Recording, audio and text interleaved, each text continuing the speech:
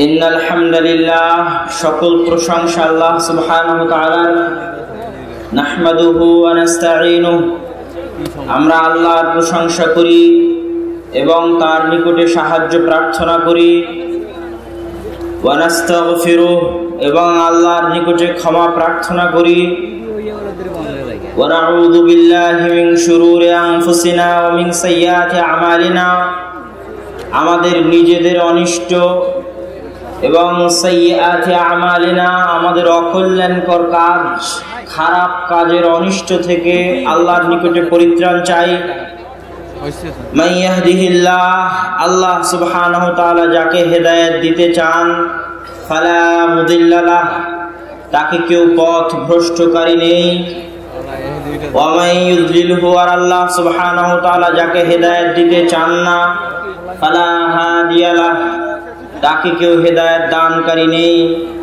আশহাদু আল্লা ইলাহা ইল্লাল্লাহু ওয়াহদাহু লা শারীকা লাহ, আমি সাক্ষ্য দিচ্ছি আল্লাহ সুবহানাহু ওয়া তাআলা ব্যতীত সত্যিকার ইবাদত পাওয়ার যোগ্য, সিজদা পাওয়ার যোগ্য, উলুহিয়তের হকদার আর কেউ নেই।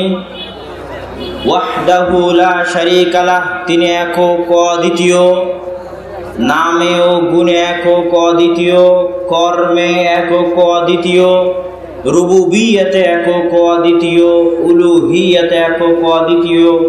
লা শারীকা লাহ, তার কোনো শরীক নেই। ওয়া আশহাদু আন্না মুহাম্মাদান আবদুহু ওয়া রাসূলুহু, আর আমি আরো সাক্ষ্য দিচ্ছি মুহাম্মদ সাল্লাল্লাহু আলাইহি ওয়াসাল্লাম তার প্রেরিত রাসূল এবং তার বান্দা। সম্মানিত উপস্থিতি, আমরা যে হামদ এবং সানা শুনে অভ্যস্ত, আমাদের আলেম ওলামা মাশায়েখদের মুখে এই ছিল সেই হামদ এবং সানার সংক্ষিপ্ত অনুবাদ। এই হামদ এবং সানার মধ্যে ছোট্ট একটি জিনিসের প্রতি ইশারা করে সামনের দিকে এগিয়ে যেতে চাই।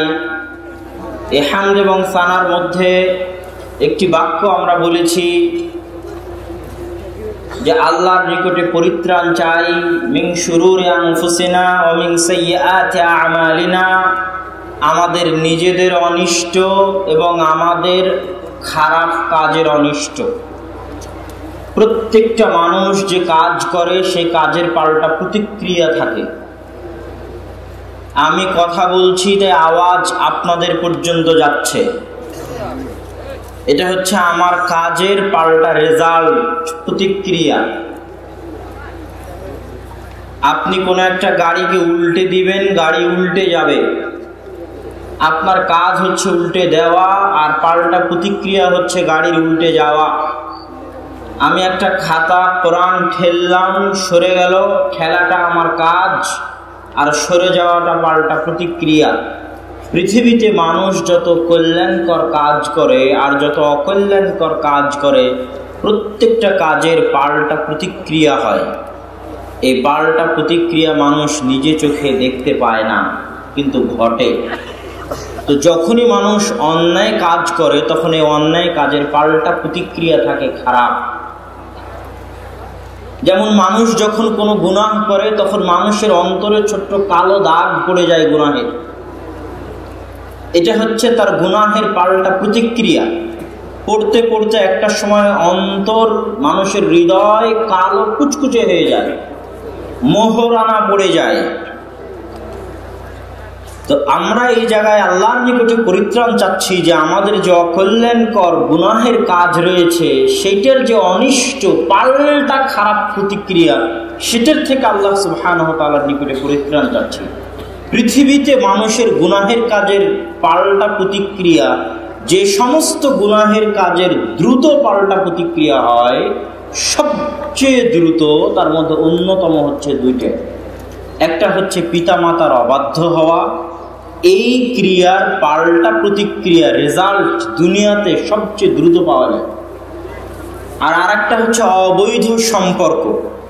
অবৈধ সম্পর্কের ফলে মানহানি, দারিদ্রতা, গরিবি, দুশ্চিন্তা, যে কোনো কিছুই হোক না কেন, এটারও পাল্টা রেজাল্ট। পৃথিবীতে সবচেয়ে দ্রুত পাওয়া যায়। এটা আমার কথা নয়, রাসূল সাল্লাল্লাহু আলাইহি ওয়াসাল্লামের কথা। তো সম্মানিত উপস্থিতি, আজকে আপনাদের অত্র ছোটনা কোরআনিয়া হাফিজিয়া মাদ্রাসা দেবিদ্বার কুমিল্লায় আমার সংক্ষিপ্ত আলোচনার বিষয়বস্তু দাওয়াতের ক্ষেত্রে যুবক সমাজের করণীয় নীতিমালা কি হওয়া উচিত, এবং তার পাশাপাশি বক্তব্যের শেষের দিকে যুবক সমাজকে লক্ষ্য করে গুরুত্বপূর্ণ কিছু কথা বলার চেষ্টা করব ইনশাআল্লাহুল আজিজ।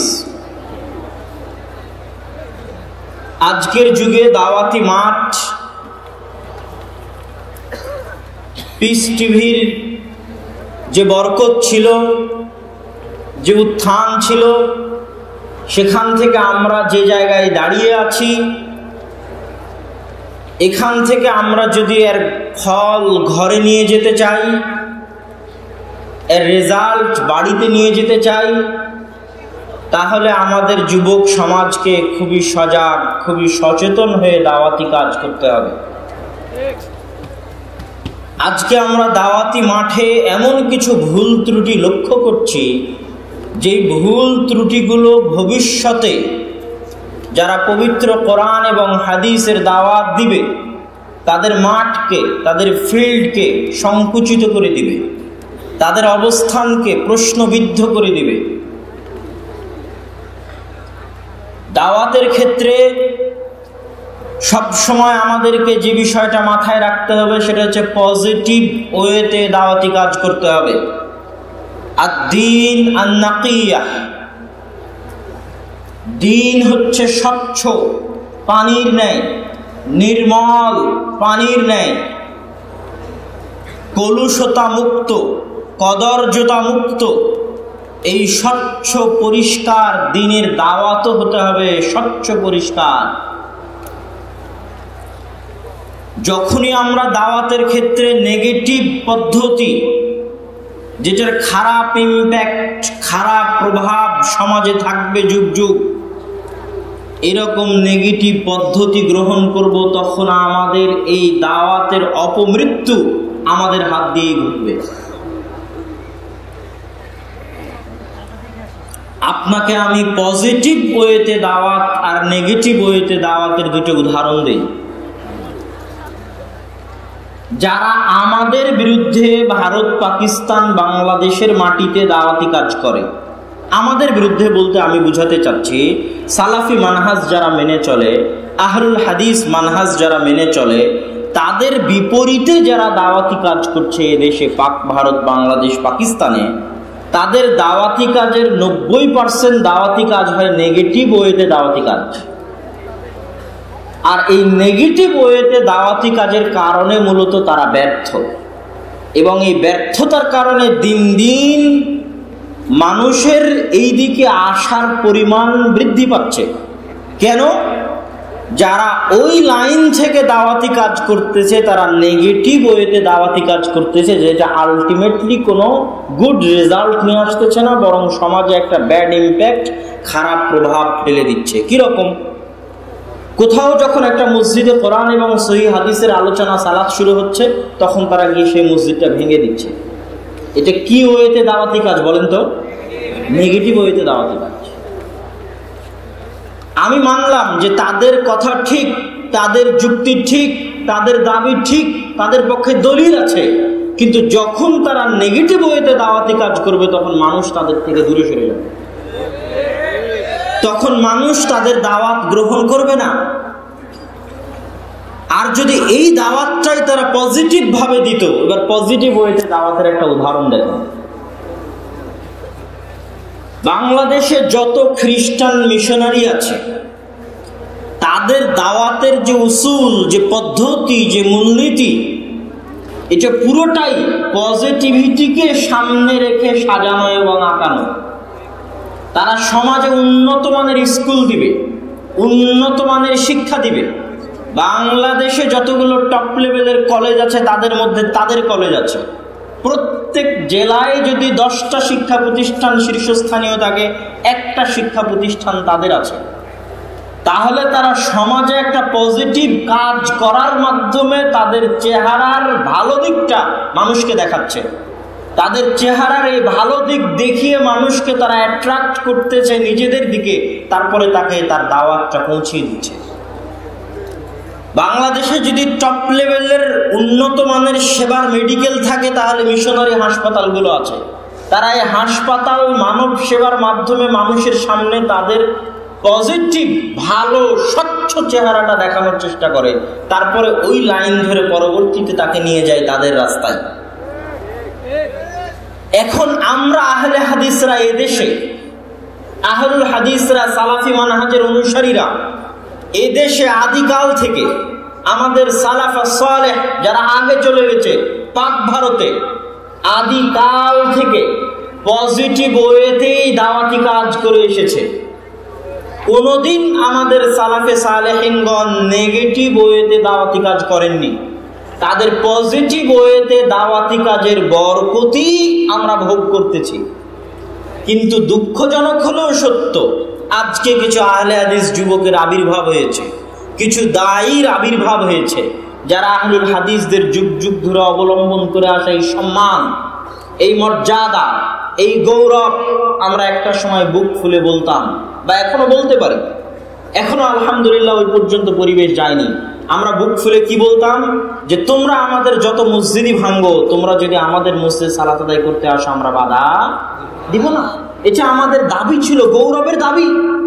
কিন্তু আমরা এখন একদল এমন দায়ীর আবির্ভাব ঘটেছে, একদল এমন যুবকের আবির্ভাব ঘটেছে, যারা আহলুল হাদিসদের যুগ যুগ ধরে লালন করে আসায় অহংকার, এই গৌরব, পজিটিভ ওয়েতে দাওয়াতি কাজের এই থিওরিটিকে ধূলিসাৎ করে দিয়ে নেগেটিভ ওয়েতে উগ্র পন্থায় আক্রমণাত্মক গালিগালাজ ভাষায় স্টেজের বাইরে আক্রমণাত্মক ভঙ্গিতে গালিগালাজ দিয়ে দাওয়াতি কাজ করে আহলুল হাদিসদের যুগ যুগ থেকে লালন করে আসা সম্মানকে নষ্ট করে দিচ্ছে।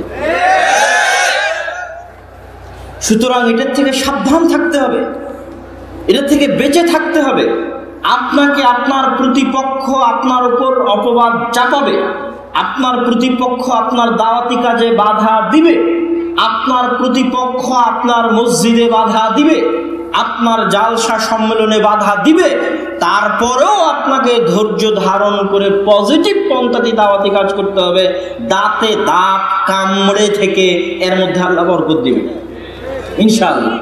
আর যখনই আপনি কারো বাধায়, কারো উস্কানিতে পা দিয়ে মাথা গরম করবেন, তখন যুগ যুগ ধরে লালন করে আসা আমাদের সম্মান তো যাবেই। এই দেশে দাওয়াতি কাজ করার পরিবেশ নষ্ট হয়ে যাবে, এদেশে দাওয়াতের অপমৃত্যু ঘটবে। অন্যরা উগ্র হচ্ছে হোক, অন্যরা সন্ত্রাসী পন্থা অবলম্বন করছে করুক, অন্যরা গালিগালাজ দিচ্ছে দিক, আমি কি জন্য গালিগালাজ দিব, আমি কি জন্য দাওয়াতি ক্ষেত্রে উগ্র পন্থা অবলম্বন করব? এটা কুশ্চিনকালও কোনো আহলে হাদিস দায়ী, কোনো আহলে হাদিস যুবকের বৈশিষ্ট্য হতে পারে না। শুধু তাই নয়, একজন মানুষের এই বৈশিষ্ট্য হতে পারে না, মানুষের। কেননা দাওয়াতি কাজের কিছু এটিকেট, কিছু ম্যানার, কিছু শিষ্টাচার, কিছু বৈশিষ্ট্য, কিছু আদব আখলাক আছে। আমাদের যুবক সমাজগুলো সে আদব আখলাক গুলো ভুলে যাচ্ছে, শিষ্টাচার গুলো ভুলে যাচ্ছে। আমরা আকীদা শিখেছি, আমরা মানহাজ শিখেছি, আমরা হুকুম আহকাম শিখেছি, কিন্তু আমরা সবচেয়ে দুর্বল আছি আমাদের আচরণে। পারস্পরিক দিনী ভাইদের সাথে কি ভ্রাতৃত্ব বজায় রাখতে হবে, কি ভাষায় কথা বলতে হবে, কি ধরনের ব্যবহার করতে হবে। ইসলাম আগা গোড়া একটা সামাজিক ধর্ম। একটা জিনিস মনে রাখবেন, ইসলাম টপ টু বটম একটা সামাজিক ধর্ম। একটা সমাজে কি ধরনের কৃষ্টি কালচার হতে পারে, একটা সমাজে কি ধরনের অভ্যাস হতে পারে, একটা সমাজের মানুষের কি ধরনের চাল চরিত্র হতে পারে, তার প্রত্যেকটা বিষয়ে সূক্ষ্ম থেকে সূক্ষ্ম ইসলামের দিক নির্দেশনা আছে। ইসলাম আপনাকে সালামের আদেশ দিয়েছে, এটা একটা সামাজিক কাজ। কাউকে সালাম দেওয়া কি কাজ বলেন তো? সামাজিক কাজ। তার সাথে আপনার সামাজিক ভ্রাতৃত্ববোধ বাড়বে। এক মুসলমানের উপর আর এক মুসলমানের হক দিয়েছে, 6টা হক। অসুস্থ হলে দেখতে যেতে হবে, হক দাওয়াত দিলে গ্রহণ করতে হবে, হাঁচি দিলে উত্তর দিতে হবে, দেখা হলে সালাম দিতে হবে, রাস্তা বন্ধ করা যাবে না, রাস্তা তৈরি করে দিতে হবে। প্রত্যেকটা হুকুম আহকামের ক্ষেত্রে ইসলাম সামাজিকতাকে সবচেয়ে টপ লেভেলের প্রায়োরিটি দিয়েছে। যখন প্রতিবেশীর অধিকারের কথা ইসলাম বলেছে তখন গণেনি যে প্রতিবেশী হিন্দু না মুসলিম, প্রতিবেশী হানাফি না আহলে হাদিস, দেওবন্দি না বেরেলভি, এটা বহু পরের কথা। প্রতিবেশী হিন্দু না মুসলিম এটাও গণনা করেনি ইসলাম। যে সামাজিক দিন, এই দিনের ব্যবহার, এই দিনের আচার, এই দিনের চরিত্র, এই দিনের নৈতিকতা মানুষকে যুগে যুগে প্রভাবিত করেছে, প্রভাবিত করতে বাধ্য। রাসূল সাল্লাল্লাহু আলাইহি ওয়াসাল্লামের যুগে কোরআন ছিল, হাদিস ছিল, আজকেও কোরআন আছে, হাদিস আছে, কিন্তু ওই যুগে মানুষ যেভাবে দাওয়াত গ্রহণ করেছে দলে দলে, আজকে মানুষ দলে দলে দাওয়াত গ্রহণ করে না। কি জন্য দলে দলে দাওয়াত গ্রহণ করে না? আজকে এমন কোন মুসলমান পাওয়া যায় না যেই মুসলমানের চরিত্র, যেই মুসলমানের ব্যবহার, যেই মুসলমানের নীতি নৈতিকতা দেখে মানুষ প্রভাবিত হবে। এইরকম পার্সোনালিটি সম্পন্ন, এরকম ব্যক্তিত্ব সম্পন্ন, এরকম ভারাত্মওয়ালা, এরকম আত্মমর্যাদাবান, এরকম আত্মসম্মান বোধ সম্পন্ন মুসলমানদের অভাব প্রচুর, প্রচুর পরিমাণে অভাব। অথচ সাহাবায়ে কেরাম যখন দাওয়াতি কাজ করেছে, তাবেঈন ইলাম যখন দাওয়াতি কাজ করেছে, তখন মানুষ 90% ক্ষেত্রে তাদের আচার, ব্যবহার, ব্যক্তিত্ব, ভারাত্ম, আত্মমর্যাদাবোধ, আত্মসম্মানবোধ থেকে আকৃষ্ট হয়ে দ্বীনের পথে এসেছে।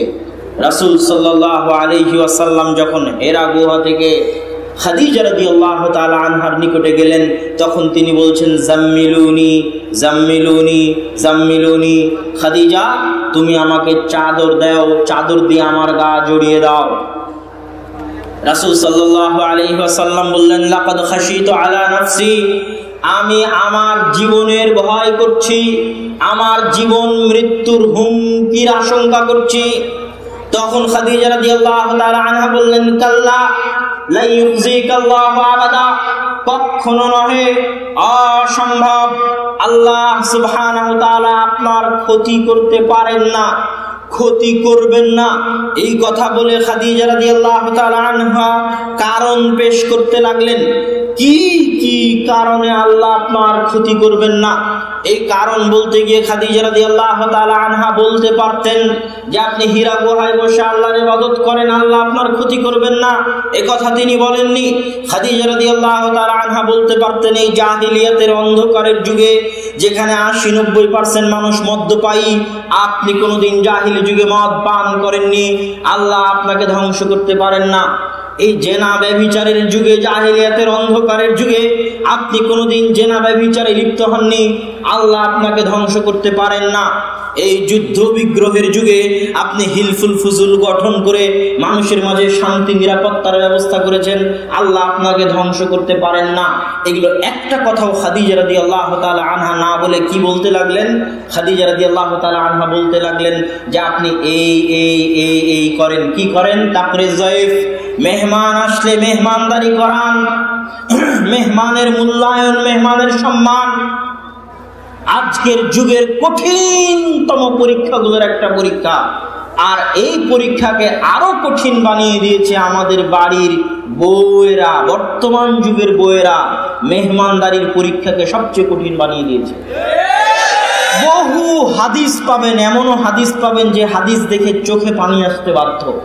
শুধু মেহমানদারির মূল্যায়নে আল্লাহ সুবহানাহু ওয়া তাআলা হেসে উঠেছেন। লম্বা হাদিস, বহুদিন আপনাদের শ্রদ্ধেয় উস্তাদ শেখ আব্দুর রাজ্জাক বিন ইউসুফের মুখে আপনারা ওই হাদিস শুনেছেন, শুনলে চোখে পানি আসতে বাধ্য। কিভাবে স্বামী স্ত্রী একজন মেহমানকে মূল্যায়ন করার চেষ্টা করেছে। আল্লাহ রাসূলের বৈশিষ্ট্য বলতে গিয়ে খাদিজা রাদিয়াল্লাহু তাআলা আনহা বলছেন, তাকরিজ যায়েফ, মেহমান আসলে আপনি মেহমানদারি করান। তাহমিলুল কাল, ঋণের বোঝায় বিপর্যস্ত, ঋণের বোঝায় পর্যুদস্ত, এইরকম ঋণের বোঝায় চাপা পড়ে ধ্বংস হয়ে যাচ্ছে সংসার, তাদের ঋণের বোঝা আপনি উঠান। তুকসিবুল মাদুম, আল মাদুম, যার কিছুই নাই, নিঃস্ব ফকির, কিছুই নাই, তাকে আপনি সহযোগিতা করেন। তুইনু আলা নাওয়াইবিল হক, হঠাৎ বিপদে পড়েছে, এরকম হঠাৎ বিপদে পড়া মানুষকে আপনি সহযোগিতা করেন। একে একে যা যা বলতে লাগলেন খাদিজা রাদিয়াল্লাহু তাআলা আনহা, প্রত্যেকটা হচ্ছে সামাজিক আদব আখলাক, শিষ্টাচার, নীতি নৈতিকতা, চারিত্রিক উন্নতি সম্পৃক্ত। এগুলো হচ্ছে প্রত্যেকটা মানুষের হক সম্পৃক্ত, প্রত্যেকটা হচ্ছে মানব সেবা সম্পৃক্ত, প্রত্যেকটা হচ্ছে মানুষকে মূল্যায়ন করা সম্পৃক্ত। এগুলোর অজুহাত দিয়ে খাদিজা রাদিয়াল্লাহু তাআলা আনহা বলছেন, যে মানুষ মেহমান আসলে মেহমানকে মেহমানদারি করায়, যে মানুষ ঋণের বোঝায় চাপা পড়ে বিপর্যস্ত ব্যক্তিকে সহযোগিতা করে, যে মানুষ নিঃস্ব যার কিছুই নাই তাকে সহযোগিতা করে, যে মানুষ তুইনু আলা নাওয়াইবিল হক, বিপদগ্রস্ত মানুষকে সহযোগিতা করে, তাকে আল্লাহ ক্ষতি করতে পারেন না। আল্লাহু আকবার। তাহলে আমরা যারা মাঠে দাওয়াতি কাজ করছি, যুবক যারা দাওয়াতি কাজ করছে, আমাদের মতো দায়ী যারা দাওয়াতি কাজ করছে, তারা আসলে মানুষের জন্য কি করছি? আমরা রাসূল সাল্লাল্লাহু আলাইহি ওয়াসাল্লামের মতো সমাজে কতটুকু পজিটিভ ইমপ্যাক্ট, পজিটিভ প্রভাব সমাজে রাখতে পেরেছি? আজকের যুগের আলেম ওলামা হচ্ছে সমাজ বিচ্ছিন্ন। সমাজ বিচ্ছিন্ন থেকে কোনোদিন সমাজ পরিবর্তন করা সম্ভব নয়। রাসূল সাল্লাল্লাহু আলাইহি ওয়াসাল্লাম ওতপ্রোতভাবে সমাজের সাথে জড়িত ছিলেন। প্রত্যেকটা হুকুম আহকাম, নিয়ম নীতি ছিল সমাজের সাথে জড়িত। কেউ মারা গেছে, তার দাফন কাফন, বিবাহ শাদী ইত্যাদি যা সামাজিক নিয়ম নীতি ছিল, বিচার আচার, বিচার সালিশ, মানুষের হক, যা কিছু, বিপদ আপদ, সহযোগিতা, উনি সমাজের সাথে মিশে চলতেন। সমাজের সাথে মিশে চলার কারণে তার ব্যক্তিত্বে, তার আচরণে মানুষ প্রভাবিত হতো। প্রভাবিত হওয়ার কারণে মানুষ দ্রুত পরিবর্তন হতো। আর আজকে আপনি আমার বক্তব্য ইউটিউবে শুনছেন, শুনে আপনি ইউটিউব থেকে আরো 10 জনের বক্তব্য শুনছেন, কোনো আলেমের সংস্পর্শ পাচ্ছেন না, কোনো জ্ঞানী ব্যক্তির সংস্পর্শ পাচ্ছেন না, কারো উত্তম আচরণ, কারো ভালো ব্যবহার, কারো ব্যক্তিত্বের সংস্পর্শ পাচ্ছেন না। আপনি তখন ধীরে ধীরে আপনার যতই সহিহ আকীদার পথে আসেন না কেন, যতই সালাফে সালেহিনের মানহাজের পথে আসেন না কেন, একদিন বিকৃত হয়ে যাবে। আপনার আচার ব্যবহার ঠিক থাকবে না, আপনার কথাবার্তা ঠিক থাকবে না, লেখনী ঠিক থাকবে না। তখন কি হবে? প্রথম কয়েকদিন যখন দিনের লাইনে ছিল তখন মোটামুটি একটু ভালো ছিল। আমি কিন্তু সব দিনের লাইনে আসা ভাইদেরকে বলছি, প্রথম যখন দিনের লাইনে এসেছে তখন একটু ভালো ছিল। 10 দিন, 15 দিন, 20 দিন যখন সব শাইখের বক্তব্য শোনা হয়ে গেছে, কিছু দিনী ভাইদের সাথে উঠা বসা হয়ে গেছে, এখন গল্প মানে গীবত, গল্প মানে গীবত, গল্প মানে গীবত, গল্প মানে গীবত। ওই দিনী ভাইয়ের কোনো কাজই নাই। আপনি কি আমার উপর রাগ করছেন? আমি কি কথা ভুল বলছি? যে বাস্তবতা, আজকে যারা সেকুলার যুবক আছে তারা, যেমন আমি তাদের ক্ষেত্রে বলেছি যে এরা Facebook, YouTube, Twitter, free fire, PUBG game এগুলোর নেশায় মত্ত হয়ে নিজের প্রোডাক্টিভিটিকে নষ্ট করে দিয়ে অচল, অকেজো, অপদার্থ ডাস্টবিনে ফেলার যোগ্য পরিণত হয়েছে। এইটা যেমন আমি সেকুলার লেভেলের যুবকদের ক্ষেত্রে বলেছি, দিনের যুবকদের ক্ষেত্রেও আজকে বলে যাচ্ছে যে আমাদের একদল দিনের যুবক, এরা এক জায়গায় একত্রিত হলেই কোন শাইখ কি করলো, ফেসবুকে কে কার বিরুদ্ধে কমেন্ট করবে, কে কার কমেন্টে লাইক দিবে, কে কার বিরুদ্ধে পোস্ট করবে, কে কার পিছনে লেগে থাকবে, আর কে কার বিরুদ্ধে কাদা ছড়াছড়ি করবে, এইরকম প্রোডাক্টিভিটি বিহীন, যার কোনো রেজাল্ট নেই, কোনো ভালো রেজাল্ট নেই, শুধু সময় নষ্ট, এরকম প্রোডাক্টিভিটি বিহীন কাজে ব্যস্ত রেখে নিজের মেধা, নিজের শরীর, নিজের সময় দিনের নামে অকেজো, অচল, অথর্ব হয়ে পড়ে আছে, কোনো কাজ নেই। অথচ তারা দিনের নামে করতেছে। খুবই ভয়ঙ্কর অবস্থা। আপনি এই জায়গায় কিভাবে প্রোডাক্টিভ হয়েছে এটা কাজে লাগাতে পারতেন? আমি আমার বক্তব্যে বলেছি, এরকম একটা সম্মেলন আয়োজন করা সহজ। যুবক এরকম একটা সম্মেলন আয়োজন করা সহজ, এরকম একটা মিছিলের আয়োজন করা সহজ, এরকম একটা সমাবেশের আয়োজন করা সহজ, লিল্লাহে তাকবীর দিয়ে 10টা মানুষকে নিজের পিছনে নিয়ে যাওয়া সহজ, 10টা মানুষ মিলে আরেকজনের গীবত করা, আরেকজনের বিরুদ্ধে লেখালেখি করা সহজ, কিন্তু সূরা ফাতিহা শুদ্ধ করে পড়ার চেষ্টা করা কঠিন। পবিত্র কোরআন শিখার চেষ্টা করা কঠিন, মসজিদে মক্তব চালু রাখা কঠিন, মসজিদে লাইব্রেরি প্রতিষ্ঠা করা কঠিন, মসজিদে প্রত্যেক সপ্তাহে সাপ্তাহিক দার্স চালু রাখা কঠিন, মসজিদে প্রত্যেক মাসে মাসিক দার্স চালু রাখা কঠিন, কোরআন শিখার চেষ্টা করা, তার উপর নিজেকে ধরে রাখা, আরবি শিখার চেষ্টা করা, তার উপর নিজেকে ধরে রাখা কঠিন। কিন্তু এই কঠিন কাজগুলো বাংলাদেশের মানুষ করতে চায় না। বাংলাদেশের মানুষের কাছে আবেগ চায় আগে, এবং সে আবেগকে প্রাধান্য দিয়ে তারা চলে। তাহলে প্রোডাক্টিভ ওয়েতে কাজ করা মানে কি? দুইজন মিলে যখন একত্রিত হবে তখন গল্প করবে, আজ সোমবার, আজকে আপনি সিয়াম আছেন? তখন বলবে ভাই ভুলে গেছিলাম, আপনি তো সিয়াম আছেন। হ্যাঁ আমি তো সিয়াম আছি, তাহলে আগামী সপ্তাহ থেকে আমিও সিয়াম থাকবো। দুইজন মিলে একত্রিত হলে জিজ্ঞেস করবে আজকে কোন আয়াতটা পড়েছেন, কোন সূরাটা পড়েছেন? আমি তো আজকে সূরা রহমান পড়ছিলাম, এই আয়াতের অর্থটা বুঝতে পারিনি, অমুক তাফসিরে দেখেছি, তাও ক্লিয়ার হয়নি, আপনি কি এই বিষয়ে কিছু বলতে পারবেন? তখন আরেকজন বলবে হ্যাঁ এটা তো আমি অমুক শাইখের বক্তব্য শুনেছিলাম, উনি এটার এই ব্যাখ্যা দিয়েছেন। কথা কি আমার বুঝতে পারছেন? এটা হচ্ছে প্রোডাক্টিভ কিছু, আলটিমেটলি কিছু গুড রেজাল্ট, ভালো ফল। দিন শেষে কিছু ভালো ফল আপনি নিজের জন্য, নিজের জাতির জন্য, নিজের কওমের জন্য রেখে যাওয়ার চেষ্টা করছেন। মসজিদের সাথে লেগে থাকেন, মসজিদ আবাদ করার চেষ্টা করেন, মসজিদে বক্তব্য চালু রাখার চেষ্টা করেন, সাপ্তাহিক দাস চালু রাখার চেষ্টা করেন। এগুলো হচ্ছে ফলদায়ক কাজ, পরিশ্রম চাই। আর এই কাজগুলো একমাত্র যুবক সমাজই করতে পারবে। যুবক সমাজ বছরে একবার একটা প্রোগ্রাম আয়োজন করে যদি মনে করে তার দায়িত্ব শেষ, তাহলে হবে না। আমাদেরকে পজিটিভ ওয়েতে গঠনমূলক ভাবে দাওয়াতি কাজ করতে হবে, তার দিক নির্দেশনা আমি আপনাদেরকে দেওয়ার চেষ্টা করছি। সম্মানিত উপস্থিতি, দাওয়াতি কাজের ক্ষেত্রে আমাদের মোটিভ, আমাদের লক্ষ্য এবং উদ্দেশ্য হতে হবে নবীওয়ালা লক্ষ্য উদ্দেশ্য। নবীদের চাল চলন, নবীদের আচার ব্যবহার, নবীদের দাওয়াতি নীতির যে গতি, যে সিস্টেম, যে পদ্ধতি, তাদের যে নিয়ত, তাদের যে ইচ্ছা, সেই রাস্তায় আমাদেরকে চলতে হবে। আপনি দেখেন নূহ আলাইহিস সালাতু ওয়াস সালাম 900-950 বছর একটা কওমের পিছনে দাওয়াতি কাজ করেছেন, তাদের উপর বদদোয়া করেননি। আমি আপনি কয়দিন দাওয়াতি কাজ করেছি বাংলাদেশে? আমাদের কারো হায়াতি তো 60-70-80 বছরের বেশি নয়। তাহলে কোথায় আমি নূহ আলাইহিস সালামের মতো ধৈর্য ধারণ করলাম দাওয়াতে? দাওয়াতি মাঠে ধৈর্য ধারণ করা সবচেয়ে জরুরি। দাওয়াতি মাঠে ধৈর্য ধারণ করা সবচেয়ে জরুরি। দাওয়াতি মাঠে ধৈর্য ধারণ করা সবচেয়ে জরুরি। আপনি দেখেন মুসা আলাইহিস সালাতু ওয়াস সালামের দিকে। মুসা আলাইহিস সালাতু ওয়াস সালাম যখন ফেরাউনের উদ্দেশ্যে যাচ্ছেন, কোন ফেরাউন? দুনিয়ার সবচেয়ে বড় কাফের, দুনিয়ার সবচেয়ে বড় জালেম। যেই কাফের, যেই জালেমের কথা আল্লাহ কোরআনে সবচেয়ে বেশি উল্লেখ করেছেন, অগণিতবার, অসংখ্যবার উল্লেখ করেছেন।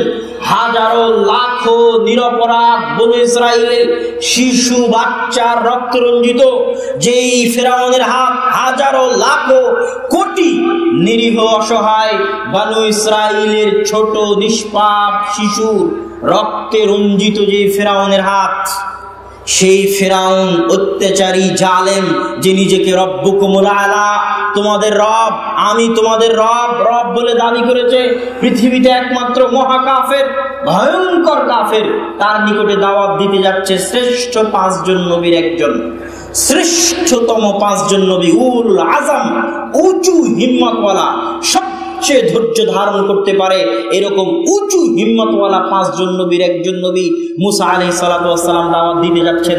আর আল্লাহ মুসা আলাইহিস সালামকে বলছেন তুমি ফেরাউনের সাথে ভালো ব্যবহার করো। আমরা এখানে যারা উপস্থিত আছি, যারা অনলাইনে দেখছে, লাইভ দেখছে, বাংলাদেশের বিভিন্ন জায়গায় দাওয়াতি কাজ করছে, বক্তব্য দিচ্ছে, তারা কি কেউ দাবি করতে পারবে তারা মুসা আলাইহিস সালামের চেয়ে ভালো? আমি কি দাবি করতে পারবো আমি মুসা আলাইহিস সালামের চেয়ে ভালো? আর আমরা যাদের মাঝে দাওয়াতি কাজ করতেছি, তারা কি ফেরাউনের চাইতে খারাপ? ফেরাউনের চাইতে খারাপ না। তাহলে মুসা আলাইহিস সালামের মতো একজন শ্রেষ্ঠতম নবীদের একজন নবী, পৃথিবীর জঘন্যতম ভয়ঙ্করতম মহাকাফের, তার নিকটে দাওয়াত দিতে যাচ্ছে। আর এই শ্রেষ্ঠতম নবীকে ওই জঘন্যতম কাফেরের সাথে ভালো ব্যবহারের আদেশ দেওয়া হচ্ছে। আর আমি একজন গুনাহগার, খাকসার, অজ্ঞ, মূর্খ, জাহেল, আমার আর এক দিনী ভাই, মুসলিম ভাই, যে হয়তো বেদাতে লিপ্ত, যে হয়তো কোন একটা ভুলের মধ্যে লিপ্ত, আমি তাকে দাওয়াতি কাজ করতে যাচ্ছি, তাহলে আমার ব্যবহার কত ভালো হওয়া উচিত। সেই জায়গায় আমি গালিগালাজ করছি, সেই জায়গায় আমি উগ্র পন্থা অবলম্বন করতেছি। এটা দিন শেষে আহলে হাদিসের দাওয়াতের মৃত্যু ঘটবে। এই ধরনের আচরণ যদি আমাদের মধ্যে চলে আসবে, আমি সতর্ক করছি যুবক সমাজকে, আমি সতর্ক করছি আহলে হাদিসদের দায়ীদেরকে, বক্তাদেরকে, যে আমাদেরকে এই দাওয়াতি কাজের ম্যানার, এটিকেট, শিষ্টাচার, বৈশিষ্ট্য, যেমন নবীদের শিষ্টাচার বৈশিষ্ট্য ছিল, সালাফে সালেহিনের শিষ্টাচার বৈশিষ্ট্য ছিল, উন্নত চরিত্র দিয়ে মানুষকে ঘায়েল করতে হবে, ভালো ব্যবহার দিয়ে মানুষকে ঘায়েল করতে হবে। যুগে যুগে আমাদের সালাফে সালেহিনগণ ভালো ব্যবহার, উন্নত চরিত্র দিয়ে মানুষকে ঘায়েল করেছেন। তাদের আত্মমর্যাদার দাপটে, তাদের আত্মসম্মানের দাপটে মানুষ তাদের কাছে ভিড়ার, কাছে যাওয়ার সাহস করতো না। তারা কোনোদিন নিজেদের আত্মসম্মানকে বিক্রি করে দেয়নি, নিজেদের আত্মসম্মান, আত্মমর্যাদাকে বিক্রি করে দেয়নি। সম্মানিত উপস্থিতি, দাওয়াতি মাঠে কাজ করার ক্ষেত্রে আমাদেরকে চরম ও পরম ধৈর্যের পরিচয় দিয়ে, ভালো ব্যবহারের পরিচয় দিয়ে, উন্নত চরিত্রের পরিচয় দিয়ে, জ্ঞান সহকারে পবিত্র কোরআন এবং হাদিসের জ্ঞানের আলোকে মানুষের মাঝে আমাদের দাওয়াতি কাজ করতে হবে। আর দাওয়াতি কাজের ক্ষেত্রে ফোকাস রাখতে হবে গঠনমূলক। গঠনমূলক মানে আমি কয়েকটা দিক নির্দেশনা আপনাদের দিয়ে দিলাম। যেমন কোরআন হচ্ছে একজন মুসলমানের জীবনের সবচেয়ে গুরুত্বপূর্ণ, সবচেয়ে জরুরি শিক্ষাগুলোর একটা। দুইটা জিনিস বা তিনটে জিনিস আমরা যদি একদম দ্বীনে ইসলামের সামারি টানতে চাই, যে আব্দুল্লাহ ভাই আপনি দ্বীনী ভাইদের কি উপদেশ, কি নসিহত দিয়ে যাবেন দাওয়াতি কাজের ক্ষেত্রে, তাহলে আমরা পুরো দ্বীনে ইসলামের যদি সামারি সারমর্ম টানতে চাই, তাহলে এই তিনটে জিনিসের চাইতে গুরুত্বপূর্ণ, এই তিনটে জিনিসের চাইতে দামি জিনিস খুঁজে পাওয়া কঠিন আছে। এক হচ্ছে 5 ওয়াক্ত সালাত। 5 ওয়াক্ত সালাত কি জন্য এত গুরুত্বপূর্ণ? 5 ওয়াক্ত সালাত কি জন্য এত জরুরি? আজকে আমাদের দাওয়াতি কাজ করছি ঠিকই, কিন্তু সালাতের মধ্যে অবহেলা চলে আসতেছে। একাকি সালাত আদায় করার প্রবণতা তৈরি হচ্ছে। একাকি সালাত আদায় করার প্রবণতা তৈরি হওয়ার কারণে দিন শেষে 1 মাস 2 মাস, বছর শেষে সালাত একবারে ছেড়ে দেওয়ার প্রবণতা তৈরি হচ্ছে। কেন? যখনই জামাত ছেড়ে দেওয়ার প্রবণতা তৈরি হবে, তখন কয়েক মাস পরে, কয়েক বছর পরে সালাত ছেড়ে দেওয়ার প্রবণতা তৈরি হবে। এই জন্য জামাত খুবই গুরুত্বপূর্ণ জিনিস। আগে সালাতের উপর যে একটা কথা বলে, জামাতের উপর যে একটা কথা বলে, 2 নম্বর গুরুত্বপূর্ণ পয়েন্টে চলে যাব। সালাত কেন এত গুরুত্বপূর্ণ? আপনারা বহু হাদিসে শুনেছেন যে একজন কাফের আর একজন মুমিনের মধ্যে পার্থক্য সৃষ্টিকারী কি? সালাত। কিন্তু কিভাবে এটা একজন কাফের আর মুমিনের মধ্যে পার্থক্য সৃষ্টিকারী, এই ব্যাখ্যা আমি আজকে আপনাকে নিয়ে যাচ্ছি, সূক্ষ্ম ব্যাখ্যা। কেমনে সালাত একজন মুমিন আর কাফেরের মধ্যে পার্থক্য সৃষ্টিকারী। একজন হিন্দু, তাকে আজকে স্টেজে কালেমা পাঠ করে মুসলমান করানো হবে, আশহাদু আল্লা ইলাহা ইল্লাল্লাহ ওয়া আশহাদু আন্না মুহাম্মাদার রাসূলুল্লাহ বলে সে মুসলমান হবে। মুসলমান হওয়ার পর এই হিন্দুর বেঁচে থাকার, পরিত্যাগ করার, ছেড়ে দেওয়ার অনেক কিছু থাকতে পারে। গান বাজনা ছেড়ে দিতে হবে, চুরি করা ছেড়ে দিতে হবে, মানুষকে হত্যা করা ছেড়ে দিতে হবে, সুদ খাওয়া ছেড়ে দিতে হবে, ঘুষ খাওয়া ছেড়ে দিতে হবে। ছেড়ে দেওয়ার অনেক কিছু থাকতে পারে, কিন্তু ওকে করতে হবে কি? করণীয় কি? ও যে মুসলমান হলো, একজন হিন্দু যে মুসলমান হলো, আর কাজ কি? কেন মুসলমান হলো? কি উদ্দেশ্যে, কি লক্ষ্যে, কি করতে মুসলমান হলো? আপনি বলবেন ও হজ করার জন্য মুসলমান হয়েছে। হজ জীবনে কয়বার ফরজ? তো জীবনে একবার হজ করার জন্য মুসলমান হয়েছে। এটাই ইসলামের কাজ। মুসলমান হয়েছে কেন? জীবনে একটা হজ করবো, এই জন্য ইসলাম। এর চেয়ে হাস্যকর কিছু হতে পারে? আপনি বলবেন ও রমজান মাসে সিয়াম রাখার জন্য মুসলমান হয়েছে, বাকি 11 মাস কি করবে? বাকি 11 মাস আর কোনো কাজ নাই, ওর উপর আল্লাহর কোনো আদেশ নাই, কোনো নির্দেশ নাই। এত হাস্যকর দিন হতে পারে ইসলাম? আপনি কিছুই খুঁজে পাবেন না গোটা ইসলাম গবেষণা করে যে একজন মানুষের মুসলমান হওয়ার পরে তার জন্য জরুরি কর্তব্য আর কিছু আছে সালাত ব্যতীত। কিছু নাই, কোনো জরুরি আদেশ নাই সালাত ব্যতীত। সালাত যদি আদায় না করে তাহলে আর মুসলমান হওয়ার কোনো প্রয়োজন নাই, কোনো প্রয়োজন আসলে বাকিও থাকে না। কি জন্য মুসলমান হবেন, কি করতে মুসলমান হবেন যদি 5 ওয়াক্ত সালাত আদায় না করেছেন? সালাতের ক্ষেত্রে আর একটা সূক্ষ্ম বিষয় বলে যায়, আমাদের দেশে মানুষের খারাপ কাজকে সামনে নিয়ে এসে তার সালাতকে খোলা দেওয়া হয়। আরে ওই মুসল্লির নামাজ দিয়ে কি হবে, বাড়ি থেকে পর্দা করে না। ওই মুসল্লির নামাজ দিয়ে কি হবে, ও তো সুদের ব্যবসায় জড়িত। আর নামাজ দিয়ে কি হবে, ও তো ঘুষের সাথে জড়িত, প্রত্যেক দিন ঘুষ খায়। এই ধারণা কিন্তু ইসলামী ধারণা নয়। ইসলামী ধারণা হচ্ছে, ইসলামী ধারণা কি, ইসলামের চিন্তাধারা হচ্ছে, কথা ঠিক। রাসূল সাল্লাল্লাহু আলাইহি ওয়াসাল্লাম বলেছেন, কেউ যদি মদ পান করে তাহলে 40 দিন ওর ইবাদত কবুল হবে না। আর এক হাদিসে রাসূল সাল্লাল্লাহু আলাইহি ওয়াসাল্লাম বলেছেন, একজন দোয়া করছে, মাতামুহু হারামুন মাশরাবুহু হারামুন মালবাসুহু হারামুন, ওর খাদ্যদ্রব্য হারাম, ওর পানীয় দ্রব্য হারাম, ওর পোশাক আশাক হারাম, ওর সবই হারাম। ইন্নাল্লাহা তাইয়্যিব, আল্লাহ পবিত্র, আল্লাহ হারাম গ্রহণ করেন না, এই কথা ঠিক। হারাম খাদ্য ভক্ষণ করে, হারাম টাকা উপার্জন করে, হারাম জিনিস ভক্ষণ করে ইবাদত করলে কবুল হবে না, এ কথা ঠিক। কিন্তু আমি বিড়ি খাই তাই সালাত আদায় করবো না কেন, এটা হারাম, 40 দিন ইবাদত কবুল হবে না। মদ খেয়েছি তাই সালাত আদায় করবো না, 40 দিন ইবাদত কবুল হবে না। আমি সুদের ব্যবসায় জড়িত, আমার সবই হারাম টাকা, এই জন্য আমি সালাত আদায় করবো না। এই ধারণা চরম পর্যায়ে ভুল ধারণা। এই জন্য আপনি সুদ খাচ্ছেন, সালাত আদায় করেন, আপনার সালাত আদায় করার আপনি কোনো নেকি পাবেন না। কেন? আপনার সালাত কবুল হচ্ছে না, সবই আপনার হারাম ইনকাম। কিন্তু সালাত ছেড়ে দিলে যে গুনাহ হতো, ওই গুনাহ থেকে আপনি বেঁচে যাবেন। আপনি সিগারেট খাচ্ছেন, বিড়ি খাচ্ছেন, সালাত আদায় করেন, আপনি সিগারেট বিড়ি খাওয়ার কারণে ওই সালাত আদায়ের কোনো নেকি পাবেন না। কেননা আপনার সালাত কবুল হচ্ছে না, নেকি পাচ্ছেন না। কিন্তু সালাত যদি ছেড়ে দিতেন তাহলে যে গুনাহ হতো, সালাত আদায় করার কারণে গুনাহ থেকে বেঁচে যাবেন। সালাত হচ্ছে আপনার সাথে আল্লাহর সম্পর্ক স্থাপনকারী একমাত্র মাধ্যম। এই জন্য আপনি যদি জেনাও করেন, জেনা শেষ করে উঠে সালাত আদায় করতে হবে। আপনি যদি বিড়িও খান, বিড়ি শেষ করে উঠে সালাত আদায় করতে হবে। এখনই 1 লক্ষ টাকার ঘুষ নিলেন, ঘুষ খেয়ে এসে সালাত আদায় করতে হবে। এখনই সুদের টাকা ভক্ষণ করে আসলেন, সুদের চেক কেটে আসলেন, সুদের চেক কেটে এসে সালাত আদায় করতে হবে। কেন বলেন তো? এই সালাতের বরকতে আপনি একদিন হেদায়েত হয়ে যাবেন। কিন্তু এই সালাত যদি ছেড়ে দেন, আপনার হেদায়েত হওয়ার রাস্তা বন্ধ হয়ে যাবে। এই সালাত যদি ধরে রাখেন, না যদি ছাড়েন, একদিন না একদিন এই সালাতের বরকতে আল্লাহ সুবহানাহু ওয়া তাআলা আপনাকে পরিপূর্ণ হেদায়েত করে দিবেন ইনশাআল্লাহ। এই জন্য সালাত কোনো সময় পরিত্যাগ করা যাবে না। দিনী ভাইদের দাওয়াতের ক্ষেত্রে বলছিলাম, 1 নাম্বার হচ্ছে সালাত। সালাত হচ্ছে আসল। সালাত আছে, দাওয়াতি কাজ করে লাভ আছে। সালাত নাই, দাওয়াতি কাজ করে লাভ নেই। 2 নম্বর কোরআন। নিজে কোরআন শিখতে হবে, অন্যকে কোরআন শিখাতে হবে। কোরআনের উপর যে দৈন্য দশা, বেহাল দশা সারা বাংলাদেশের মুসলমানদের। একটা সময় তাও কিছু মক্তব ছিল, চলতো।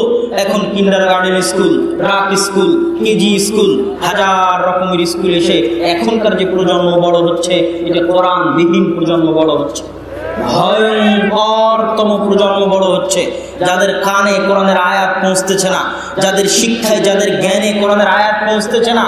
মুসলমান যারা দাওয়াতি কাজ করতে চায়, আহলুল হাদিস যারা দাওয়াতি কাজ করতে চায়, সালাফি মানহাজের যারা দাওয়াতি কাজ করতে চায়, অসালাফি মানহাজেরও যারা দাওয়াতি কাজ করতে চায়, সকলের ফোকাস সবচেয়ে বেশি হওয়া উচিত মানুষকে, মুসলমানের সন্তানকে কোরআন শিখানোর চেষ্টা করা। কোরআন শিখানোর চেষ্টা করা সবচেয়ে জরুরি। আমি বহু বক্তব্যে বলেছি, কোরআনবিহীন জীবন হচ্ছে কুকুর শ্রীগালের মতো জীবন। আর যে বাড়িতে কোরআন তেলাওয়াত করা হয় না, ওই বাড়ি হচ্ছে কবরের মতো অন্ধকার বাড়ি। যেই বাড়িতে কোরআন তেলাওয়াত করা হয় না, ওই বাড়ি হচ্ছে কবরের মতো অন্ধকার বাড়ি। আর যেই মানুষ তার জীবনে কোরআন তেলাওয়াত করে না, তার জীবন হচ্ছে কুকুর শ্রীগালের মতো জীবন, কুকুর শ্রীগালের চাইতে নিকৃষ্ট জীবন। আল কোরআন কালামুল্লাহ, কোরআন আল্লাহর বাণী, পৃথিবীর সব বরকতের উৎস আল্লাহ। আল্লাহর নাম, আল্লাহর কালাম, আল্লাহর গুণ বরকতের উৎস। আল্লাহর কালাম পড়বেন, বাড়িতে বরকত হবে। আল্লাহর কালাম পড়বেন, নিজের জীবনে বরকত হবে। আল্লাহর কালাম পড়বেন, ব্যবসায় বরকত হবে। আল্লাহর কালাম পড়বেন, জ্ঞানে বরকত হবে। আল্লাহর কালাম পড়বেন, পরিবারে শান্তি আসবে। আল্লাহর কালাম থেকে মুক্ত থেকে, বিচ্ছিন্ন থেকে, সালাত থেকে মুক্ত থেকে, সালাত থেকে বিচ্ছিন্ন থেকে আপনার জীবনে শান্তি আসতে পারে না, দুনিয়াতেও আসতে পারে না, পরকালেও আসতে পারে না। সম্মানিত উপস্থিতি, এই জন্য যারা দাওয়াতি কাজ করবে বা দাওয়াতি কাজ করতে চাচ্ছে, এই সমস্ত যুবকদের সবচেয়ে জরুরি, সবচেয়ে গুরুত্বপূর্ণ যে দুইটা জিনিস, প্রথমত বললাম, 3 নাম্বারটা বলতেছি, 1 সালাত, 2 কোরআন। 3 নাম্বার হচ্ছে সবচেয়ে জরুরি, সেটা হচ্ছে ইলম, জ্ঞান অর্জন। জ্ঞান অর্জনের গুরুত্ব, প্রয়োজনীয়তা আমার পক্ষে বলে বোঝানো সম্ভব নয়। আমি বহু বক্তব্যে বলেছি যে ইসলামের অপর নাম হচ্ছে জ্ঞান। কেন ইসলামের অপর নাম জ্ঞান? এই জন্য ইসলামের অপর নাম জ্ঞান যে জাহিলিয়াতের যুগে ইসলামের আবির্ভাব ঘটেছিল, ওই জাহিলিয়াত শব্দের আবির্ভাব হয়েছে জাহাল থেকে। জাহাল শব্দের অর্থ হচ্ছে মূর্খতা, জাহাল শব্দের অর্থ হচ্ছে অজ্ঞতা। জাহিলিয়াত মানে অজ্ঞতার যুগ, জাহিলিয়াত মানে মূর্খতার যুগ, জাহিলিয়াত মানে জ্ঞানহীনতার যুগ। ওই অজ্ঞতা, ওই মূর্খতার বিরুদ্ধে ইসলাম এসেছে। তাহলে ইসলাম কি হতে পারে? অবশ্যই জ্ঞান। যে মূর্খতা দূর করতে পারে, অজ্ঞতা দূর করতে পারে, সেটা জ্ঞান ব্যতীত আর কিছুই হতে পারে না। এই জন্য শায়েখ আব্দুর রাজ্জাক বিন ইউসুফ বহু বক্তব্যে বলেছে, এই জিনিসটা আমার বুঝতে সময় লেগেছে, আমার নিজের বুঝতে সময় লেগেছে যে এটা কেমনে হয়। এই কথা বহু বক্তব্যে বলেছে যে স্কুল মাস্টারের সামনে তার ছাত্রী নাচে, ওই স্কুল মাস্টার যদি অক্সফোর্ড থেকে PhD ডিগ্রি অর্জন করে আসে, আর ওই স্কুল মাস্টারকে যদি আমি জাহেল প্রমাণ করতে না পারি, জাতির সামনে বক্তব্য দিব না। এটা আশ্চর্য মনে হতো, কেমনে সম্ভব যে একজন স্কুল মাস্টার যিনি PhD ডিগ্রিধারী অক্সফোর্ড থেকে, সে তাকে জাহেল প্রমাণ না করতে পারলে এদেশের একজন আলেম বক্তব্য দিবে না। অবশ্যই এই কথার ওজন এবং রহস্য আছে। যখন গবেষণা করে দেখা গেল, বুঝা গেল এর রহস্য কোথায়, রহস্য তখন বুঝতে পারলাম, ওহো, ইসলাম পুরোটাই তো জ্ঞান। ইসলামের প্রত্যেকটা বিধিবিধান, প্রত্যেকটা হুকুম আহকাম সর্বোচ্চ পর্যায়ের জ্ঞান সম্বলিত, সর্বোচ্চ পর্যায়ের প্রজ্ঞা সম্বলিত। মানুষ তার জ্ঞান অর্জন করতে করতে করতে করতে, প্রজ্ঞা অর্জন করতে করতে যত উঁচু পর্যায়ে যাক না কেন, পৃথিবী পরিচালনার জন্য, পৃথিবীতে শান্তি নিরাপত্তা বজায় রাখার জন্য, পৃথিবীর মানুষের পরস্পরের নিরাপত্তা, আমন আমান, সালামা বজায় রাখার জন্য ইসলামের চাইতে উন্নত মানের আইন তৈরি করতে পারবে না। ইসলামের চাইতে উন্নত মানের নীতি বিধিবিধান তৈরি করতে পারবে না। কেননা ইসলাম পুরোটাই সর্বোচ্চ পর্যায়ের জ্ঞান মণ্ডিত, সর্বোচ্চ পর্যায়ের প্রজ্ঞা মণ্ডিত একটা দিন। এই জন্য ইসলামের অপর নামই হচ্ছে জ্ঞান।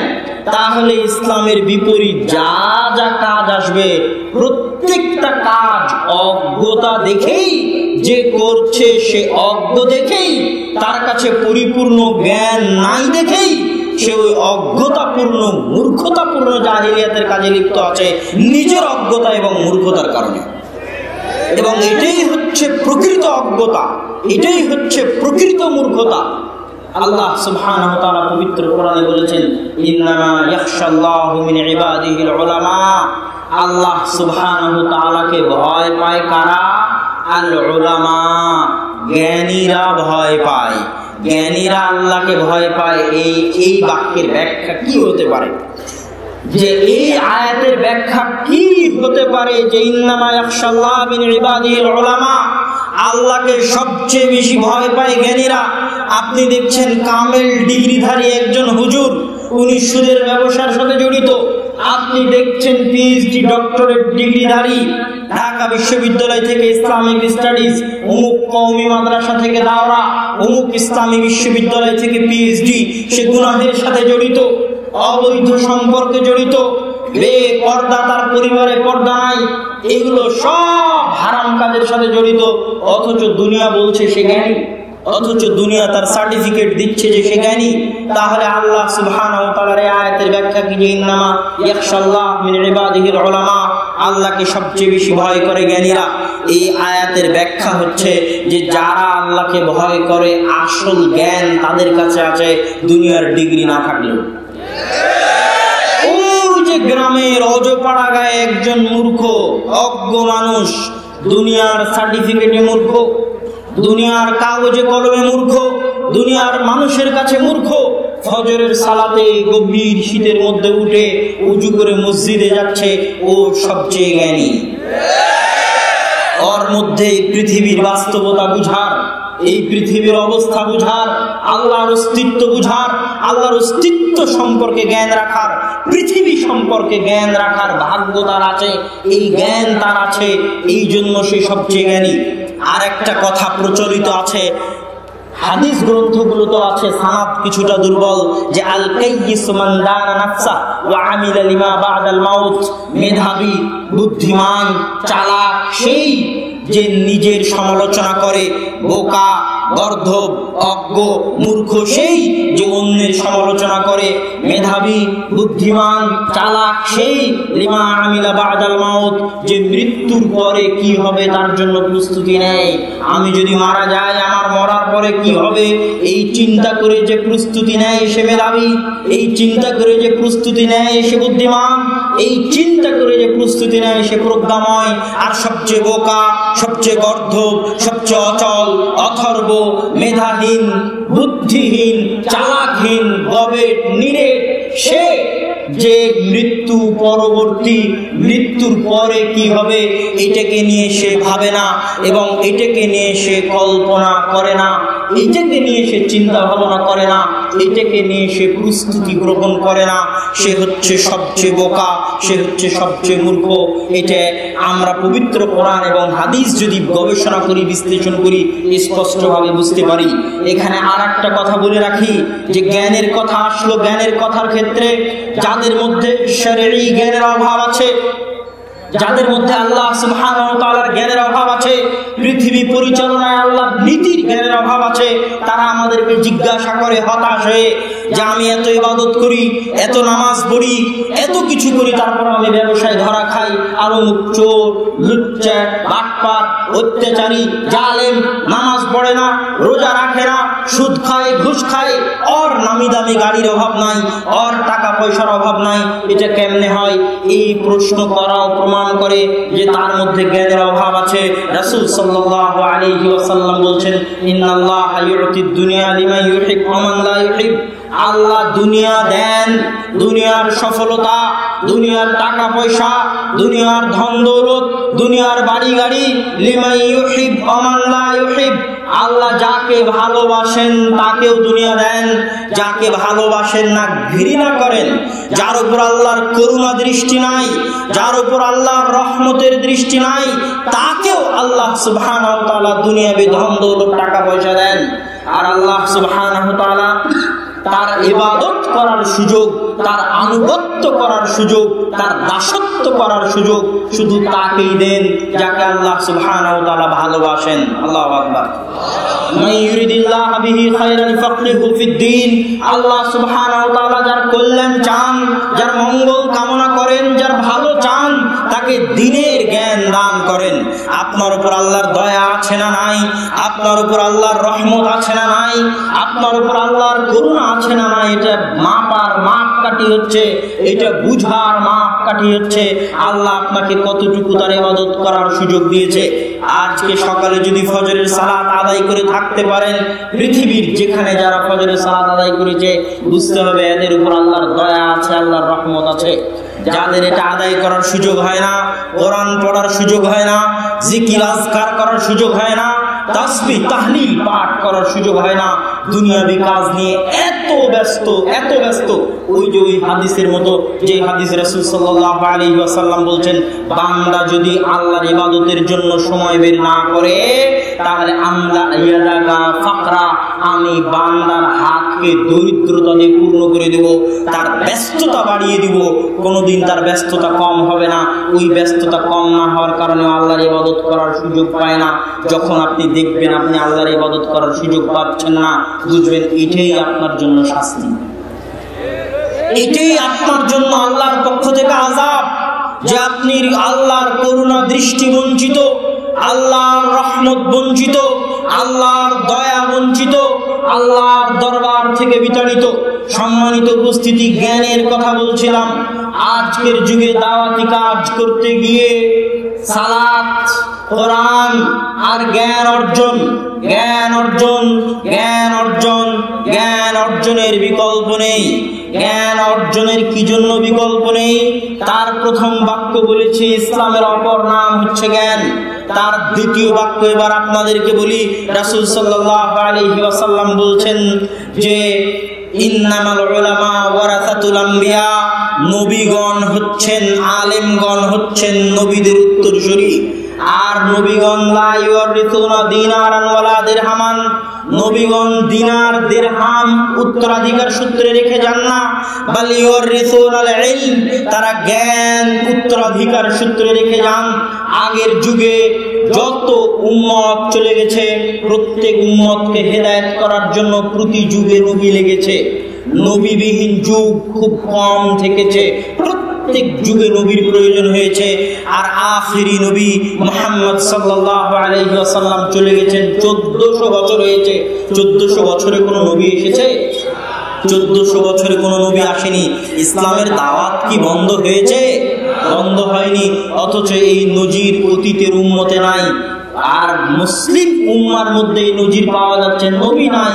1400 বছর হয়ে গেছে, 1000 বছর পার হয়ে গেছে, 1500 বছর হতে যাচ্ছে নবীর বিদায় নেওয়া। আর কোনোদিন নবী আসবেন না, অথচ ইসলাম টিকে আছে, অথচ ইসলাম প্রচারিত হচ্ছে, অথচ ইসলামের উপর আমল হচ্ছে। কিভাবে সম্ভব? তার একটাই কারণ, সেটা হচ্ছে জ্ঞান। ওই যে জ্ঞান রাসূল সাল্লাল্লাহু আলাইহি সাল্লাম রেখে গেছেন, আল্লাহ রাসূলের কাছ থেকে কারা নিয়েছে সেই জ্ঞান? সাহাবীরা নিয়েছে সেই জ্ঞান। সাহাবীদের ক্ষেত্রে আপনাকে মনে রাখতে হবে, আমি যত জ্ঞানী, আমার চাইতে যারা আগে চলে গেছে তারা তার চেয়ে বেশি জ্ঞানী। আলবানী রাহিমাহুল্লাহ যত জ্ঞানী, আলবানী রাহিমাহুল্লাহর চাইতে ইমাম বুখারী বেশি জ্ঞানী। ইমাম বুখারী, আহমদ বিন হাম্বল, আবু হানিফা, মালিক, শাফিঈ যত জ্ঞানী, আবু হুরায়রা, আনাস, আয়েশা, আব্দুল্লাহ বিন আব্বাস তার চাইতে বেশি জ্ঞানী। আব্দুল্লাহ বিন আব্বাসের লেখা কোনো বই নাই, আবু হুরায়রার লেখা কোনো বই নাই, আর আমার লেখা 1000টা বই আছে। তার মানে কি আমি বেশি জ্ঞানী? জি না। আবু হুরায়রা যত জ্ঞানী, আয়েশা যত জ্ঞানী, আব্দুল্লাহ বিন আব্বাস যত জ্ঞানী, আবু বকর, ওমর তার চেয়ে বেশি জ্ঞানী। আবু বকর, ওমরের বর্ণিত হাদিসই নাই, দুই একটা আছে। তাহলে আবু হুরায়রা 5000 হাদিসের বর্ণনাকারী। এই জন্য আবু হুরায়রা রাদিয়াল্লাহু তাআলা আনহু আবু বকর রাদিয়াল্লাহু তাআলা আনহুর চাইতে বেশি জ্ঞানী? জি না। রাসূল সাল্লাল্লাহু আলাইহি ওয়াসাল্লামের সাথে থেকে, তার সুহবত, তার সঙ্গে থেকে যারা দ্বীনকে অনুভব করেছে, দ্বীন যাদের রক্তে রক্তে, মাংসে মাংসে মিশে গেছে। একটা কথা বাড়িয়ে বলা হবে, কিন্তু আমি বুঝানোর জন্য বলতেছি, ভুল হয়ে গেলে মাফ করে দিবেন। কেউ আবার কাটছাট করে এটা আবার আমার বিরুদ্ধে লাগাবেন না। আমি বুঝানোর জন্য বলতেছি যে আবু বকর, ওমর তাদের মধ্যে তাদের রক্তে রক্তে, মাংসে মাংসে দ্বীন এমন ভাবে মিশে গেছে, এমন ভাবে রাসূল সাল্লাল্লাহু আলাইহি ওয়াসাল্লামের সোহবত থেকে তারা দ্বীন গ্রহণ করেছে যে যদি কথার কথা তারা কোরআন ভুলে যেতেন, মনে না থাকতো, আল্লাহ রাসূলের হাদিস ভুলে যেতেন, মনে না থাকতো, তাহলে তাদের স্বভাবজাত বৈশিষ্ট্যের কারণে তারা নতুন করে যদি নিয়ম কানুন, হুকুম আহকাম প্রণয়ন করতো, তো 100তে 100 কোরআন এবং হাদিসের সাথে মিলে যেত। ওইভাবে ইসলাম তাদের রক্তে রক্তে, মাংসে মাংসে প্রবেশ করে গেছে। তারা ইসলামের রূহ, সার নির্যাস আল্লাহ রাসূলের সাথে থেকে তাদের মধ্যে প্রবেশ করে গেছে। আর এর মধ্যে সবচেয়ে সবচেয়ে টপ লেভেলের ছিলেন আবু বকর রাদিয়াল্লাহু তাআলা আনহু। না হলে এমনি রাসূল সাল্লাল্লাহু আলাইহি সাল্লাম মৃত্যুর পরে ওমর রাদিয়াল্লাহু তাআলা আনহু খোলা তরবারি নিয়ে দাঁড়িয়ে আছেন, যে বলবে আল্লাহ রাসূল মারা গেছে, ওকে হত্যা করুন। তখন আবু বকর রাদিয়াল্লাহু তাআলা আনহু কোরআনের আয়াত পাঠ করলেন যে আল্লাহ রাসূল মারা গেছে। কেননা দ্বীন ইসলাম ওনার রক্তে রক্তে মাংসে মাংসে মিশে গেছে। যখন যাকাত যারা দিতে চাইল না, অস্বীকার করতে চাইল, ওমর রাদিয়াল্লাহু তাআলা বলেন এরা সব কালেমা পড়ে মুসলমান, আর যে কালেমা পড়ে মুসলমান তার বিরুদ্ধে অস্ত্র ধরতে আল্লাহ রাসূল নিষেধ করেছে। তার রক্ত হারাম, তাকে হত্যা করা যাবে না, তার জান হারাম, তার মাল হারাম, তার বাড়ি হারাম, তার সম্মান হারাম, মর্যাদা হারাম, তার সম্মান লুণ্ঠন করা যাবে না, টাকা মেরে নেওয়া যাবে না, তার রক্ত প্রবাহিত করা যাবে না। আল্লাহ রাসূলের আদেশ। আবু বকর রাদিয়াল্লাহু তাআলা কিভাবে দিন বুঝেছিলেন, কিভাবে দিনের অনুভব শক্তি তার মধ্যে কাজ করেছিল। উনি বললেন, শোনো ওমর, আল্লাহর রাসূলের যুগে যারা যাকাত দিতে আসতো, যারা যাকাত দিচ্ছে না, ওদের বিরুদ্ধে যুদ্ধ তো হবেই।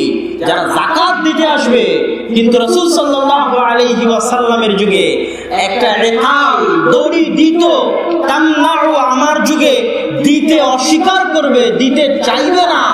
ওই একটা দড়ির জন্য উট ছাগল গরু যাকাত হিসেবে দিতে এসেছে, দিয়ে গেছে, দড়ি খুলে নিয়ে চলে যাচ্ছে। অথচ আল্লাহ রাসূলের যুগে দড়ি খুলতো না। ওই দড়ির জন্য আমি যুদ্ধ করবো, হয় মরবো না হয় মারবো। খেজুর দিতে এসেছে, খেজুর ঢেলে দিয়ে বস্তা নিয়ে চলে যাচ্ছে। আল্লাহ রাসূলের যুগে বস্তা সহ রেখে গেছে। আমার যুগে যদি খেজুর ঢেলে বস্তা নিয়ে যেতে চায়, ওই বস্তার জন্য আমার সাথে যুদ্ধ করবো, হয় মরবো না হয় মারবো। এই যে দিনের কোন লেভেলের বুঝ, হাই লেভেলের বুঝ, সর্বোচ্চ পর্যায়ের বুঝ। সেই বুঝটা কি? যেহেতু আমি খলিফাতুল মুসলিমিন, আর খলিফাতুল মুসলিমিনের ন্যায় অর্ডার, হক অর্ডার প্রত্যেক খলিফাতুল মুসলিমের অধীনস্থ মুসলমান মানতে বাধ্য। যে তার ন্যায় সম্মত অর্ডার, যে তার যুক্তিসম্মত হক অর্ডার মানবে না, মারুফ অর্ডার মানবে না, ও বাগী, বিদ্রোহী, খারিজি। আর যে বাগী, বিদ্রোহী, খারিজি, ওকে খলিফাতুল মুসলিমিন চাইলে হত্যা করতে পারে, জায়েজ। এটাই হচ্ছে সেই যেটা জামাতবদ্ধ জীবন যাপন। জামাতবদ্ধ থাকতে হবে। জামাত থেকে দূরে চলে গেলে, এক বিঘত দূরে চলে গেলে ইসলাম দূরে চলে যাবে, এই সেই জামাতবদ্ধ। আমিরের আনুগত্য করতে হবে, এই সেই আমির। যারা আনুগত্য করতে হবে, আনুগত্য করছে না, ও বাগী, ওকে হত্যা করতে হবে, এই ক্ষমতা আবু বকর রাদিয়াল্লাহু তাআলা আনহুর আছে। জামাতের কথা বলতে গিয়ে সালাতের মধ্যে একটা কথা ছুটে গেছে, যে আজকে আমাদের যুবক সমাজের কথা কেন সালাতের কথা বললাম, ওই সময় একটা হাদিস বলতে ছুটে গেছে। রাসূল সাল্লাল্লাহু আলাইহি ওয়াসাল্লাম বলছেন, মা মিন কারিয়াতিন, এমন কোন গ্রাম যেই গ্রামে 3 জন মুসলমান বসবাস করে, শুধু 3 জন। এমন কোন শহর, এমন কোন জঙ্গল, এমন কোন বন্দর, এমন কোন মরুভূমি যেখানে মাত্র 3 জন মুসলমান বসবাস করে। ওই 3 জন মুসলমানের উপর ফরজ যে তারা জামাতে সালাত কায়েম করবে, ইল্লাস্তাহওয়াযা আলাইহিমুশ শাইতান। যদি তারা জামাতে সালাত কায়েম না করে, শয়তান তাদের উপর হামলা করবে। কিভাবে হামলা করবে? যেমন নেকড়ে পালবিহীন ভেড়ার উপর হামলা করে, নেকড়ে যেমন পালবিহীন ভেড়ার উপর হামলা করে, জামাত বিচ্ছিন্ন এই মানুষগুলোর উপর শয়তান হামলা করবে। এই জামাত বিচ্ছিন্ন মানে আল্লাহ রাসূলের হাদিসে আল্লাহ রাসূল স্পষ্ট করে বলে দিলেন, 5 ওয়াক্ত সালাতের জামাতে যে উপস্থিত হয় না, ওই জামাত বিচ্ছিন্ন মুসলমান শয়তানের ষড়যন্ত্রের শিকার হবেই হবে, হতে হবে। জামাতবদ্ধ থাকতে চাওয়া মানে 5 ওয়াক্ত সালাতে মসজিদে হাজিরা দিতে হবে। যে 5 ওয়াক্ত সালাতে মসজিদে হাজিরা দেয় না, উপস্থিত হয় না, ও মুসলমানদের জামাতের অন্তর্ভুক্ত নয়, ও মুসলমানদের জামাতের সদস্য নয়, ও জামাত থেকে বের হয়ে গেছে। খলিফাতুল মুসলিমিন চাইলে ওকে হত্যা করতে পারে জামাতে উপস্থিত করার জন্য, জামাত কায়েম করার জন্য। সম্মানিত উপস্থিতি, আমি জ্ঞানের কথা বলছিলাম। জ্ঞানের কথা বলতে গিয়ে আমি আপনাদেরকে বলছিলাম, আজকে আমি যত জ্ঞানী, আমার আগে যারা চলে গেছে তারা তার চেয়ে বেশি জ্ঞানী। এই জন্য জ্ঞানের ক্ষেত্রে আমাদেরকে সর্বদা সালাফাস সালেহকে অনুসরণ করতে হবে। মানুষ বলে, কেন সালাফি কনফারেন্স, কেন সালাফি নাম, কেন জামিয়া সালাফিয়া? সালাফি কি জিনিস? সালাফ মানে কি? এই যে জ্ঞান, জ্ঞানের ক্ষেত্রে যা আমি বললাম, আমি যা জানি আমার চেয়ে আগে যারা চলে গেছে তারা বেশি জানে, এটাই সালাফ। আল্লাহ সুবহানাহু ওয়া তাআলা পবিত্র কোরআনে কি বলছেন? ইহদিনাস সিরাতাল মুস্তাকিম সিরাতাল্লাযীনা আন'আমতা আলাইহিম গায়রিল মাগদুবি আলাইহিম ওয়ালাদ-দাল্লিন। হে আল্লাহ, আপনি আমাদেরকে সিরাতে মুস্তাকিম দেখান। সিরাতে মুস্তাকিম কি? আল্লাহ নিজে স্পষ্ট করে দিচ্ছেন সিরাতে মুস্তাকিম কাকে বলে। সিরাতে মুস্তাকিম বলে আল্লাযীনা আন'আমতা আলাইহিম, ওদের রাস্তায় চলা, যাদের উপর আল্লাহ দয়া করেছে, ওদের পথ অবলম্বন করা, যাদের উপর আল্লাহ দয়া করেছে। আল্লাহ কাদের উপর দয়া করেছে? আস-সিদ্দিকিন, আশ-শুহাদা, যারা সিদ্দিক, যারা শুহাদা, আল আম্বিয়া, যারা নবী, নবীগণ, নবীদের পরবর্তী তাদের সাহাবীগণ, সিদ্দিকিনগণ, শুহাদাগণ, উলামাগণ, ফুকাহাগণ, আইম্মাগণ, যারা আগের যুগে চলে গেছে তাদের উপর আল্লাহর দয়া আছে। তাদের রাস্তায় চলাই হচ্ছে সালাফে সালেহিন, অতীতে চলে যাওয়া সৎ কর্মশীল বান্দাদের রাস্তায় চলা। আপনি ঠিক রাস্তায় আছেন না ভুল রাস্তায় আছেন কেমনে বুঝবেন? রাসূল সাল্লাল্লাহু আলাইহি সাল্লামের হাদিস, তার পাশাপাশি সাহাবীদের আমল, সাহাবীদের আচার ব্যবহার, সাহাবীদের শিষ্টাচার আপনাকে মাথায় রাখতে হবে। আমি আমার বক্তব্যকে গুটিয়ে নিয়ে আসতেছি, আমার বক্তব্যকে সংক্ষিপ্ত করে নিয়ে আসতেছি। দাওয়াতি মাঠে দাওয়াতি কাজ করতে গিয়ে আজকে আমাদের যে স্বভাব চরিত্র আচার ব্যবহারের যে সমস্যা, সেটার উপর আমি আলোচনা করেছি, সেটা বোঝানোর চেষ্টা করেছি। দাওয়াতি কাজে তিনটে জিনিসের ক্ষেত্রে মানুষের, তিনটে জিনিসের ক্ষেত্রে দিনের দায়ী যারা দাওয়াতি কাজ করছে তাদের গুরুত্ব দিতে হবে। এক কোরআন, এক হচ্ছে ইলম, আর এক হচ্ছে 5 ওয়াক্ত সালাত, মসজিদ আবাদ করা। সম্মানিত উপস্থিতি, আমি আজকে আপনাদের সামনে যে বক্তব্য দিলাম, এই বক্তব্যকে আমার অনুরোধ থাকবে যে যারা আহলুল হাদিস সালাফি মানহাজের অনুসারী, তারা এই বক্তব্যটাকে দিক নির্দেশনা হিসেবে গ্রহণ করে আপনারা দাওয়াতি কাজ করার চেষ্টা করেন, যাতে আপনাদের প্রোডাক্টিভিটি বজায় রেখে আপনারা দাওয়াতি কাজ করতে পারেন। অসময়ে অজায়গায় নিজেদের সময় নষ্ট করে, নিজেদের মান সম্মান নষ্ট করে, অন্যের মান সম্মান নষ্ট করে দাওয়াতি কাজ করে দাওয়াতি কাজে বরকত হবে না। আল্লাহ সুবহানাহু ওয়া তাআলা আমাদেরকে দাওয়াতি কাজ করার পদ্ধতি এবং দাওয়াতি কাজ করার ক্ষেত্রে জ্ঞান, কোরআন, সালাত, এই তিনটে জিনিসের উপর বেশি বেশি ফোকাস দেওয়ার তৌফিক দান করুক। আল্লাহুম্মা আমিন।